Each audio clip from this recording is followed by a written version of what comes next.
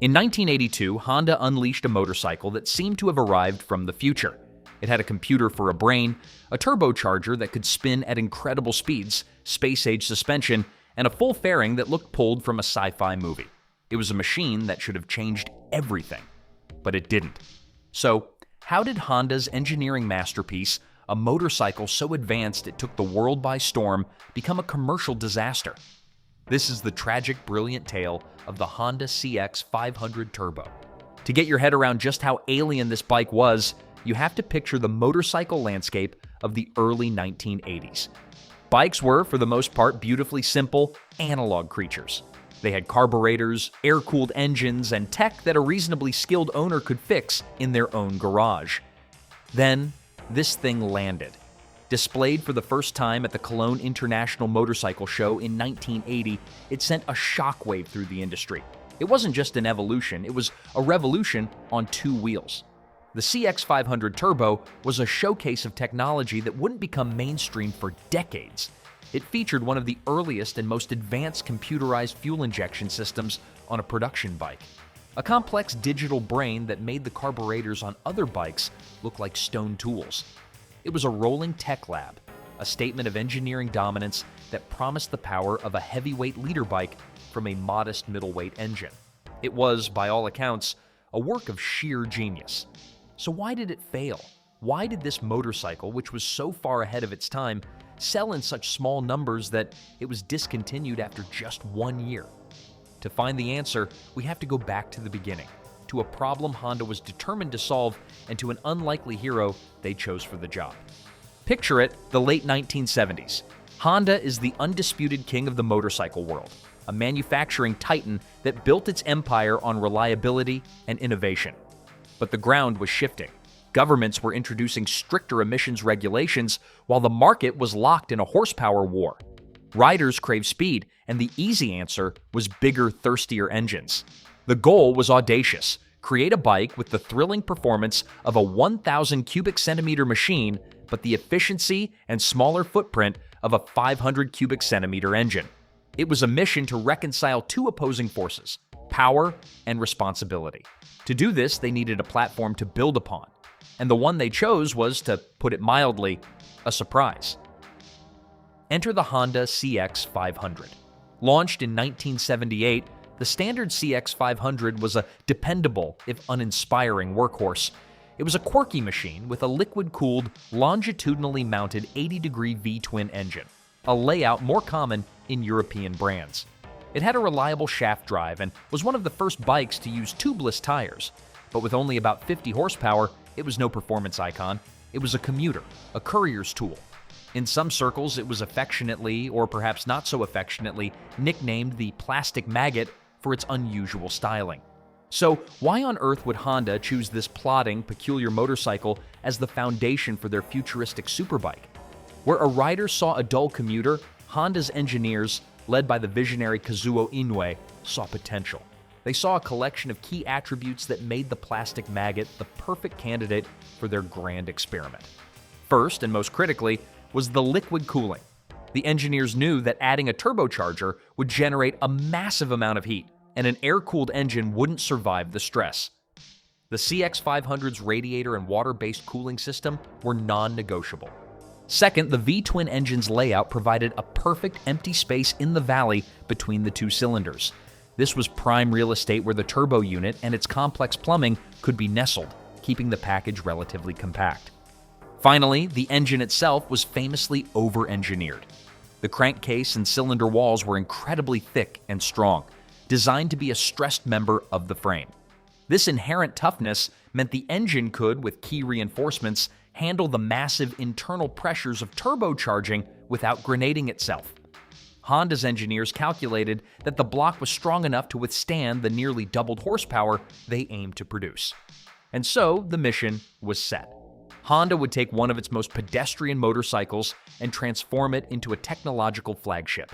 They would prove to the world that engineering ingenuity could overcome the limitations of displacement. Honda wasn't just building a bike, they were preparing to make a statement. And of course, Honda wasn't the only company obsessed with this new tech. The late 1970s and early 1980s were a period of technological frenzy, and the word on everyone's lips was turbo. In the car world, forced induction was the key to unlocking staggering performance. Brands like Porsche and Saab were making turbocharging synonymous with speed and sophistication. The turbo was a symbol of the future. This turbo boom was about to spill over onto two wheels. The four major Japanese manufacturers, Honda, Yamaha, Suzuki, and Kawasaki, were locked in a fierce battle for market supremacy. This period, often called the Turbo War, was an arms race where each company sought to one-up the others. The question wasn't if turbos would come to motorcycles, but who would get there first with a truly integrated factory-built machine. There had been a precursor. In 1978, U.S. Kawasaki dealers offered the Z1 RTC. This was basically a standard Z1R with a turbo kit bolted on by an aftermarket company. It was brutally fast in a straight line, but was also a crude, ill-handling beast known for being terrifying to ride. The machine was so volatile that buyers reportedly had to sign a liability waiver, and it came with no powertrain warranty. It was a glimpse of turbocharging's potential, but it was far from a refined design. Honda's approach was completely different. They weren't interested in a bolt-on solution. Their goal was to design a turbocharged motorcycle from the ground up, where every component worked in harmony. They were determined to be the first to launch a mass-produced, factory-warranted turbocharged motorcycle. In a move that was totally out of character, Honda decided to show its hand early. At the 1980 Cologne International Motorcycle Show, Honda pulled the covers off the CX500 Turbo prototype. The reaction was stunned disbelief and absolute awe.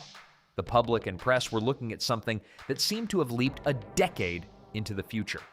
That futuristic fairing, the complex dashboard, and those 5 prominent turbo decals announced that a new era had arrived. This dramatic unveiling was a calculated power move. It was Honda planting its flag, declaring to its rivals that they were the leaders in this new technological frontier. While other companies were still in their R&D labs, Honda was showing off a working prototype to the world. The turbo wars had officially begun, and Honda had just fired the opening shot. But turning the humble CX500 into the technological marvel that was the CX500 Turbo was one of the most intensive R&D efforts at the time Honda had ever undertaken. This wasn't just about adding a turbo, it was a complete re-engineering of the entire motorcycle. Honda filed over 230 patents during its development, a testament to the number of novel problems they had to solve. At the core of the project was the turbo itself. A turbo uses hot exhaust gases to spin a turbine, which forces pressurized air into the engine. More air means more fuel, which means more power. But applying this to a small 497 cubic centimeters V-twin presented a huge problem: turbo lag. Honda needed a turbo that was incredibly small and lightweight, one that could spin up to speed almost instantly. At the time, no such turbo existed. So, Honda collaborated with IHI to create one. The result was the world's smallest production turbocharger, designed to spin at a mind-bending speed of up to 200,000 RPM. This tiny system delivered up to 19 pounds per square inch of boost, enough to effectively double the engine's power. However, simply forcing that much air into an engine designed for normal aspiration is a recipe for disaster. The standard CX500's 10-to-1 compression ratio had to be drastically lowered to 7.2-to-1 to prevent the engine from blowing up under boost. Honda developed its first ever production spec forged pistons, along with a stronger crankshaft and connecting rods, just to ensure the engine could withstand the violent new forces. Perhaps even more groundbreaking than the turbo was the bike's brain. In 1982, virtually every motorcycle used analog carburetors. Honda's solution was revolutionary. They developed a highly advanced computerized program fuel injection system. This was an astonishing leap. A central computer took readings from sensors monitoring throttle position, engine RPM, and manifold pressure. It then calculated the precise amount of fuel to inject. This digital control was the secret sauce that made the whole project viable. The system was so advanced, it even included a rudimentary self-diagnostic limp home mode, another visionary feature that's standard on modern bikes today. Honda knew that doubling an engine's horsepower was pointless if the rest of the bike couldn't handle it. The CX500 Turbo was engineered as a complete package. The frame was beefed up, and the suspension was a showcase of Honda's latest race-derived tech. At the rear, the bike featured Honda's innovative Pro-Link monoshock suspension. The front forks were equipped with a system called Track for torquey reactive anti-dive control. Heavy bikes have a tendency to dive forward dramatically under hard braking.